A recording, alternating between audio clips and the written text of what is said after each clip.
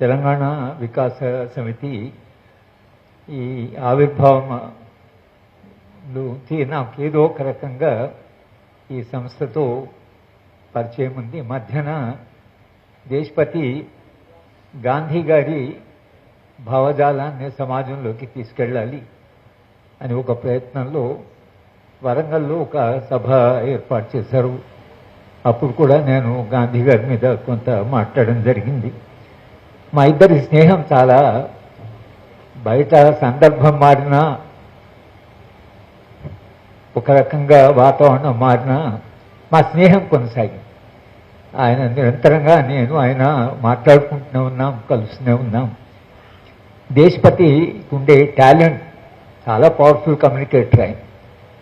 కనుక అది ఆయన తెలంగాణ ఉద్యమంలో దేశపతి చేసినటువంటి ప్రసంగాలు, ఆయన పాడిన పాటలు చాలా ప్రభావం చేశాయి. కాబట్టి దేశపతి మీద నాకుండే ప్రేమ, జయశంకర్ గారి మీద నాకుండే గౌరవం అనండి, నాకుండే స్నేహం అనండి, ఈ సదస్సుకి రావాలి అని దేశపతి పిలిచినప్పుడు కాదు అనడానికి వీలైనటువంటి ఒక సందర్భం ఇది.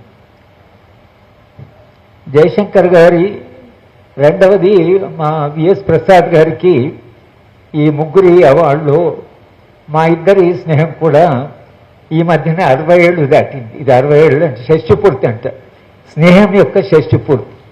మేము 1964లో క్లాస్మేట్స్ను. అప్పటి నుంచి ఇప్పటిదాకా మా స్నేహం ఏదైతుందో కొనసాగుతుంది. ఆ స్నేహం చాలా గొప్ప అనుభవపూర్వకమైన స్నేహం కనుక ప్రసాద్ గారు ఆయనకు అవార్డులో చెప్పినట్లుగా ఆయనకు చాలా అంటే ఆయన భిన్నమైనటువంటి పరిపాలన బాధ్యతలు చేపట్టిన వ్యక్తిగతంగా నిబద్ధతతో ఆ సంస్థను ఎట్లా కాపాడాలి, సంస్థను ఎట్లా ముందుకు తీసుకెళ్ళాలి అని నిరంతరంగా అన్కాంప్రమైజింగ్గా వ్యక్తిగతంగా అది మన ప్రసాద్ గారికి తర్వాత జయశంకర్ గారికి ఉండే ఒక కామన్ క్వాలిటీ అంటే వ్యక్తిగత నిజాయితీ. జయశంకర్ గారి నిజాయితీ కూడా ఒక్కొక్కసారి చాలా ఆశ్చర్యం వేసేది. ఆ నిజానికి ఆయన రిటైర్ అయిన తర్వాత చాలా ఆర్థిక ఇబ్బందులు ఉన్నాడు. చాలామందికి తెలియకపోవచ్చు బయట, కానీ మా స్నేహం వలన ఆయన అప్పుడప్పుడు తన సమస్యలు చెప్పేప్పుడు చాలా ఆర్థిక ఇబ్బందులు. కారులో హైదరాబాద్ రావడానికి పెట్రోల్కు డబ్బు లేక బస్సులో రావడం మొదలుపెట్టాడు. ఎన్నో బస్సులో వచ్చి ఒకసారి దెబ్బ కూడా తగిలింది. బస్సులో ఎందుకు వస్తారు సార్ అంటే, డాక్టర్ సాబ్ పెన్షన్ రావడం లేదు, ఆదాయం ఏం లేదు, నన్ను డాక్టర్ సాబ్ అనేవాడు. నాకేం లేదు కనుక ఉద్యమం కదా బస్సులో వస్తే అనేది. అట్లా వ్యక్తిగతంగా తన విలువలని జీవితాంతం కాపాడుకున్నాడు.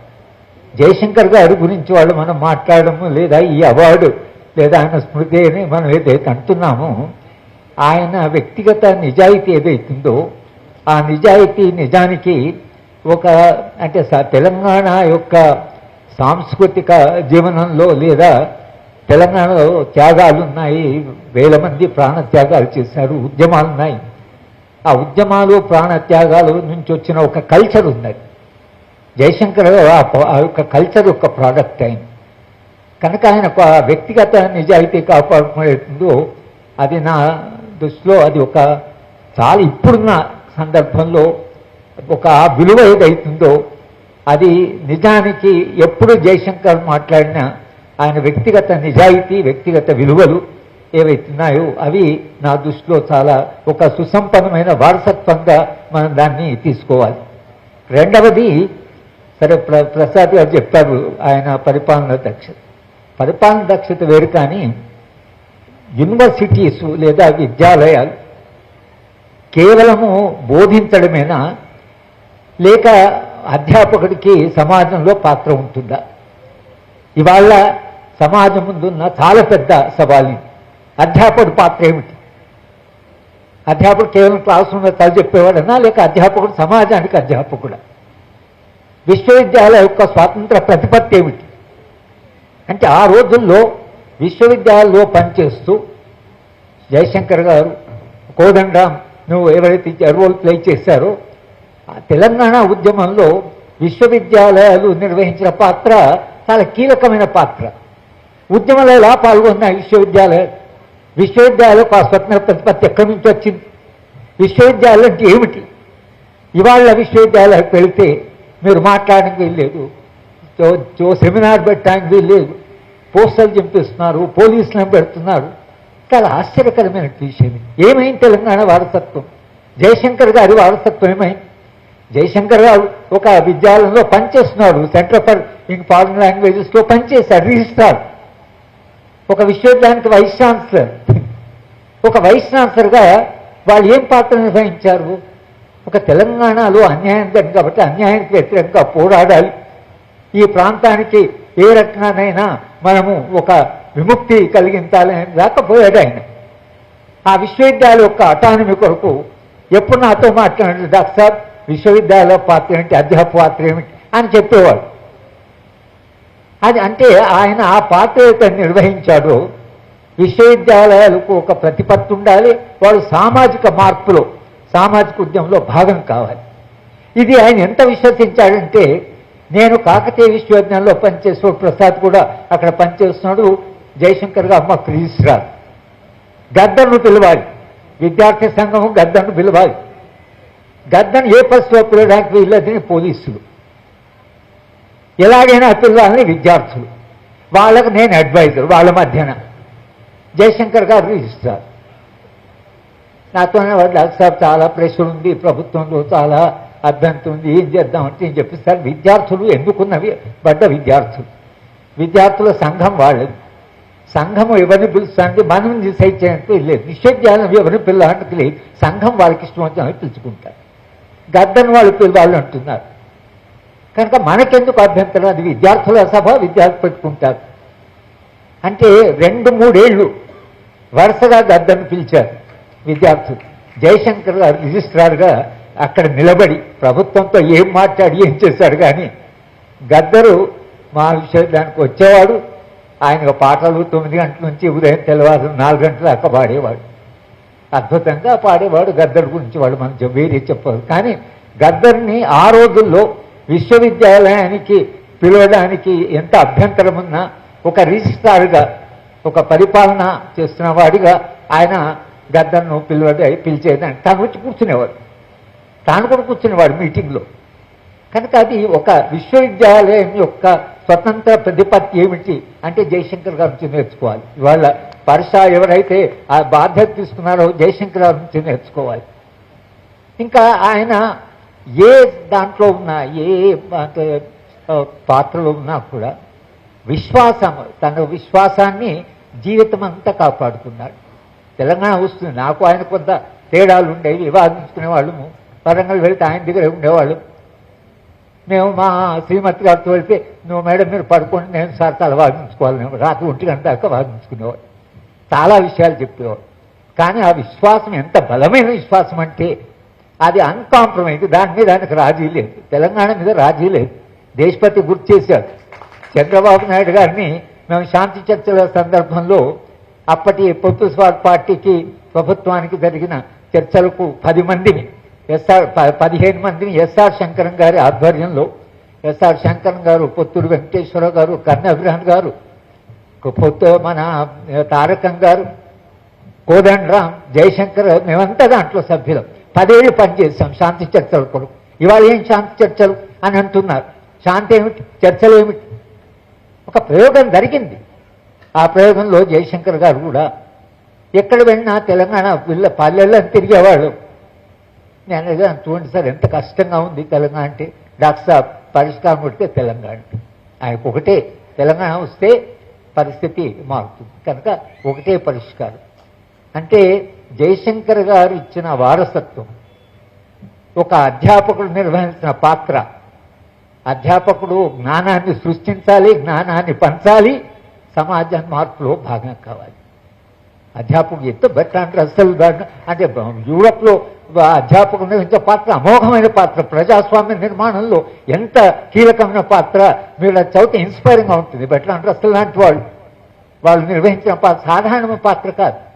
కనుక ఇవాళ తెలంగాణలో జయశంకర్ గారిని గుర్తు చేసుకోవడం అంటే ఆ రిలవెన్స్, దాని గురించి మనము నిరంతరంగా మాట్లాడాలి. విశ్వవిద్యాలయంత పాత్ర నిర్వహించిన తెలంగాణలో రాహుల్ గాంధీని ఉస్మాన్ యూనివర్సిటీకి రానివ్వలేదు. ఇవాళ రెడ్ కార్పెట్ ఇచ్చి చేయొచ్చు. రాహుల్ గాంధీ విద్యార్థి అంటే చేసిన వైస్ ఛాన్సలర్ అబ్జెక్షన్, విశ్వవిద్యాలయానికి రానివ్వలేదు ఆయన.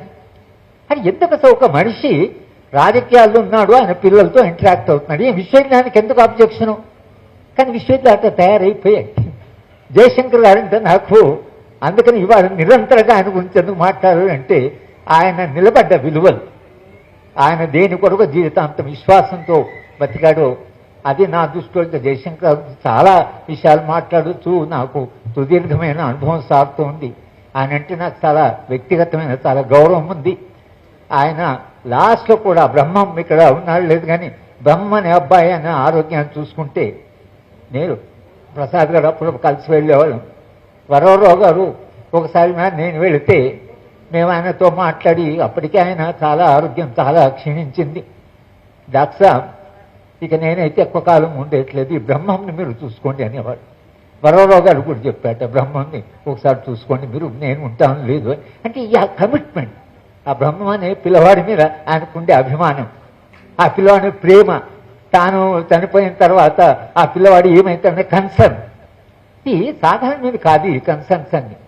కనుక ఒక పర్సనాలిటీ తెలంగాణ ఉద్యమంలో తాను నిర్వహించిన పాత్ర కానీ, వ్యక్తిగత జీవితంలో ఆయన యొక్క విశ్వాసాలు కానీ, విద్యారంగం యొక్క పాత్ర మీద కానీ, ఈ తెలంగాణ సంస్కృతిని ఆయన సుసంపన్నం చేసిన వ్యక్తి కాబట్టి ఆ విలువలు ఆయన నిలబడేస్తుందో ఇది తెలంగాణ యొక్క సంస్కారం అంటే తెలంగాణ యొక్క వారసత్వంలో ఒక సుసంపన్నమైన కాంట్రిబ్యూషన్గా నిలిచిపోతుందని నేను అనుకుంటున్నాను. నాకు దేశపతి ఒక మాట చెప్పాడు, ఒకటి విశిష్టత నాకేం తెలుసు విశిష్టత ఏం చేయాలి, కానీ ఏం చేయాలంటే ఆయన చెప్పాడు, ఒకటి మీరు జయశంకర్ మీద మాట్లాడాలి, రెండు విఎస్ ప్రసాద్ మీద మాట్లాడాలి, ఈ రెండు చెప్పాడు. సరే ఇద్దరి మీద మాట్లాడడానికి ఇక నేను ప్రసాద్ గారు మేము 60 ఏళ్ళు కలిసి పనిచేసాం, మేము కాకతీయ యూనివర్సిటీలో కొలీగ్స్ ఉన్నాం, మేమిద్దరం కలిసి క్లాస్మేట్స్ని. అప్పటి నుంచి ఇప్పటిదాకా ప్రసాద్ గారిలో కూడా స్ట్రైకింగ్ క్వాలిటీ, ఆయన పబ్లిక్గా ఎక్కువగా ఇప్పుడు ఆయన తను న్యాక్ డైరెక్టర్ ఉన్నందుకు, తర్వాత వైస్ ఛాన్సలర్గా పనిచేసినందుకు, ఇప్పుడున్న విద్యారంగ సంక్షోభాన్ని ఆయన కూడా బాధపడుతున్నాడు. కానీ న్యాక్ అనే సంస్థకి నేను అంటే పబ్లిక్గా ఇది చెప్పవలసిన అవసరం వచ్చింది కనుక ఆయన దాదాపు 4.5 ఏళ్ళు న్యాక్ అంటే ఈ దేశంలో విశ్వవిద్యాలయాన్ని అసెస్ చేసిన చాలా అత్యున్నత సంస్థ అది. కానీ ప్రసాద్ గారు తన పబ్లిసిటీ కానీ తాను న్యాక్ డైరెక్టర్ చేసిన పని కానీ ఆయన ఇక్కడ మాట్లాడు. కానీ ఎంత నిజాయితీగా సంస్థను పెంచాలంటే ఆ సంస్థకు విపరీతమైన క్రెడిబిలిటీ వచ్చింది. న్యాక్ యొక్క అసెస్మెంట్ అంటే అసలు ఎంత వాల్యుబుల్ అసెస్మెంట్ అనేటువంటి, మేము కూడా అసెస్మెంట్లో వెళ్ళేవాళ్ళం. కానీ ప్రసాద్ గారు నాకు చాలా దగ్గర స్నేహితుడు, నేను చాలా కాలంగా న్యాక్ మెంబర్ కాదు, న్యాక్ కమిటీలో నేను వెళ్ళలేదు, ఎందుకంటే స్నేహితులు నువ్వు పెట్టకూడదు అనేటువంటి ఒక ప్రిన్సిపల్ పెట్టుకున్నాడు ఆయన. స్నేహితులను పెట్టుకుంటే బయట స్నేహితులను పిలిచి చేస్తున్నాడు. గోవర్ధన్ మెహతా మా వైస్ ఛాన్సలర్, ఆయన న్యాక్ చైర్మన్ అయిన తర్వాత గోవర్ధన్ మెహతా గారు వీళ్ళందరూ ఎందుకు లేదు అంటే అప్పుడు నేను న్యాక్లో కొంత వాళ్ళు ఇచ్చిన అసెస్మెంట్ కొరకు వెళ్ళేవాళ్ళు.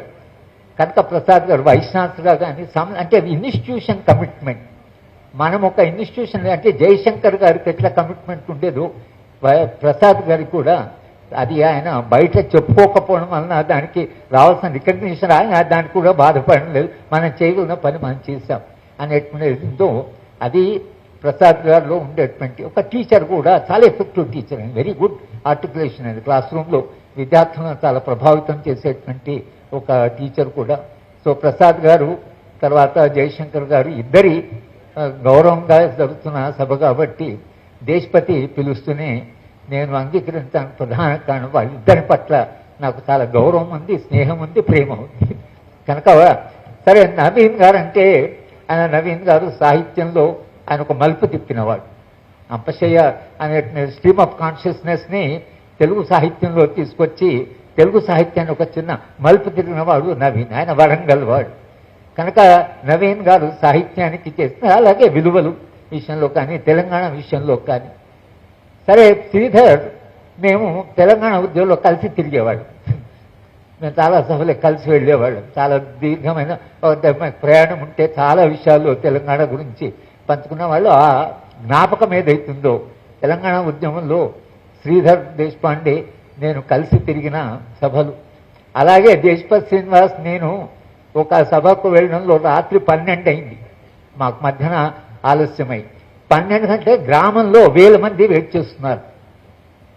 సరే దేశపతి పాటలు, నేను ఏమో ఆర్థిక వ్యవస్థ మీద మాట్లాడాను. రాత్రి 1 గంటకి వేలాది మంది కూర్చొని తెలంగాణ, నాకు అందుకన్నా తెలంగాణ ఉద్యమంలో ఇన్స్పిరేషన్ ఏంటంటే జనము పాచిపోయింది, ప్రజల భాగస్వామ్యం, ప్రజల వాళ్ళు అంటే ఇంత ఇంట్రెస్ట్గా తెలంగాణ గురించి వెళ్ళడానికి నేను మాట్లాడేందుకు కొన్ని కష్టమైన లేకపోతే టీప్ టాప్ మాట్లాడక, కానీ అది చెప్పవలసిన అవసరం ఉందని చెప్తాం.